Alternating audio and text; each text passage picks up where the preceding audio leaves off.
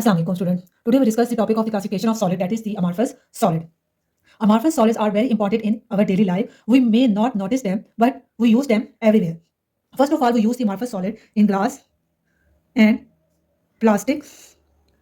Why are they used in the glass and plastic? Because they can be easily shaped.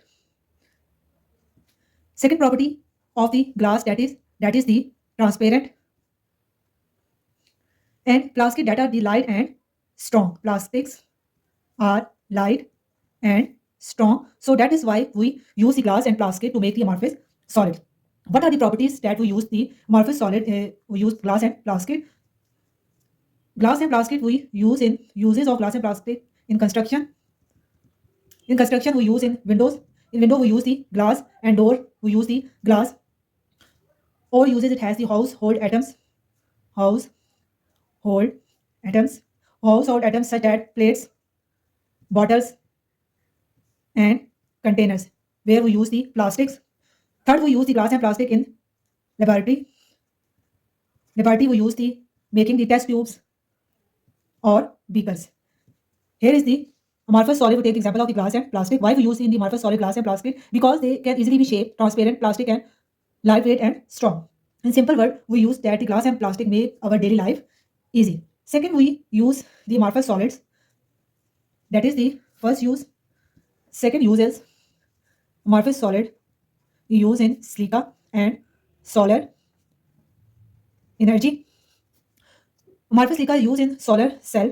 It is used in solar cell. Amorphous, why we use them? Because they are amorphous solid and we can easily be shaped. So if we use in solar cell, what is the function of the solar cell? When sunlight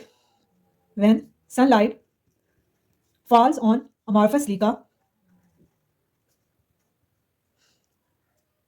then light energy is absorbed. And second point is, when the light energy is absorbed, it convert into